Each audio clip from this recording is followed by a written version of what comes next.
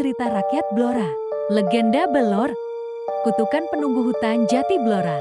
Di wilayah yang kini disebut Kabupaten Blora, dahulu terbentang hutan jati tua yang tak tersentuh manusia. Pohon-pohon menjulang seperti tiang raksasa, akarnya melilit tanah seperti ular hitam. Kabut tak pernah benar-benar hilang dari sana. Di tengah hutan itu terdapat sebuah mata air bernama Belor. Airnya jernih, terlalu jernih. Konon, jika menatapnya terlalu lama, bayanganmu akan tersenyum sendiri. Warga desa sekitar percaya mata air itu bukan sekadar sumber kehidupan. Ia adalah gerbang menuju dunia lain. Penunggu Belor. Konon, ada sosok tinggi besar berbalut bayangan yang menjaga Belor. Wajahnya tak pernah terlihat jelas, hanya sepasang mata merah yang menyala di antara batang-batang jati. Setiap malam Selasa Kliwon, terdengar suara tangisan perempuan dari dalam hutan. Suara kayu dipatahkan tanpa ada angin, dan langkah kaki berat mengelilingi mata air. Siapapun yang berani menebang pohon jati di sekitar Belor tanpa izin akan hilang, bukan mati, tapi lenyap. Hanya kapaknya yang ditemukan tertancap di tanah, berlumur lumpur hitam yang berbau anyir, keserakahan yang mengundang murka. Suatu hari, seorang pembuka hutan datang dengan niat memperluas pemukiman.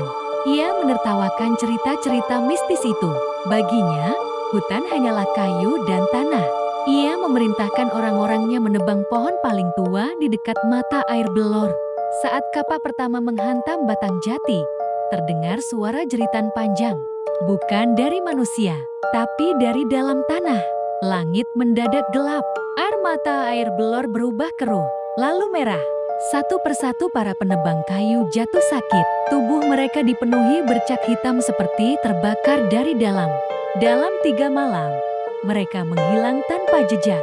Hanya terdengar suara tawa berat dari arah mata air. Asal nama Blora. Masyarakat yang ketakutan menyebut tempat itu Belor dari nama mata air terkutuk tersebut.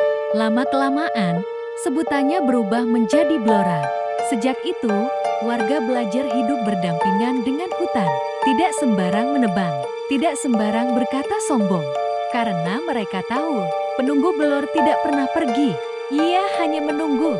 Dan sampai hari ini, di hutan jati Blora yang sunyi, jika kamu berjalan sendirian saat kabut turun, dan mendengar langkah kaki mengikuti dari belakang, jangan menoleh, karena mungkin itu bukan manusia.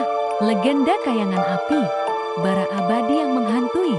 Tak jauh dari hutan jati yang menyimpan kutukan Belor, tersembunyi pula sebuah tempat di mana api tak pernah padam. Kayangan api, sebuah fenomena alam yang konon dijaga oleh Mbah Kriyokusumo, seorang empu dari masa Majapahit.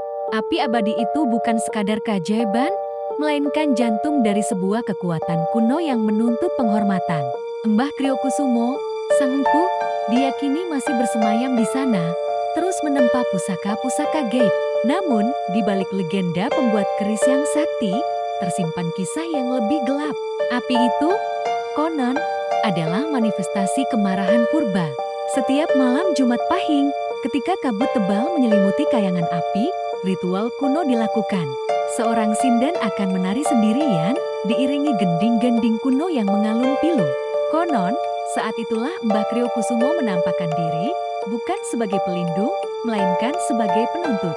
Sinden yang menari, jika tidak tulus atau melakukan kesalahan, akan merasakan sentuhan dingin dari sosok tak kasat mata.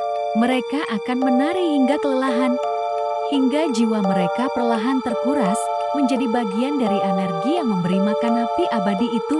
Banyak yang datang ke kayangan api dengan harapan, mencari berkah atau pusaka. Namun, mereka yang datang dengan niat serakah atau tidak menghormati kesakralan tempat itu, seringkali pulang dengan membawa kutukan.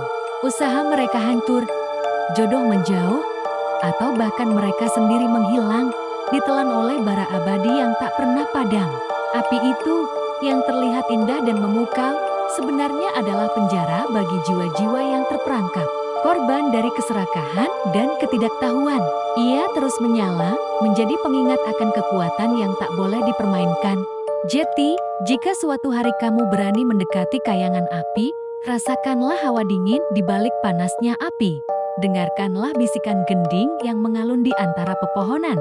Dan berhati-hatilah, Karena di sana, api abadi bukan hanya membakar kayu, tapi juga jiwa. Namun, ada kisah yang lebih mengerikan. Konon, di kedalaman hutan Jati Blora, di persimpangan antara mata air Belor yang terkutuk dan bara abadi kayangan api, ada sebuah titik di mana kedua kekuatan itu bertemu. Jika kamu tersesat di sana saat kabut tebal turun, kamu akan merasakan hawa dingin dari penunggu Belor yang mengintai dan panas membara dari kayangan api yang memanggil. Suara tangisan perempuan dari Belor akan berpadu dengan gending pilu dari kayangan api, menciptakan simfoni horor yang tak terlukiskan. Kamu akan merasa terjebak, tak bisa lari, antara bayangan yang mengintai dan api yang membakar jiwa. Di sanalah, kamu akan menyadari bahwa Blora menyimpan lebih dari satu kutukan, dan kamu adalah saksi bisu dari pertemuan dua kekuatan gelap yang abadi.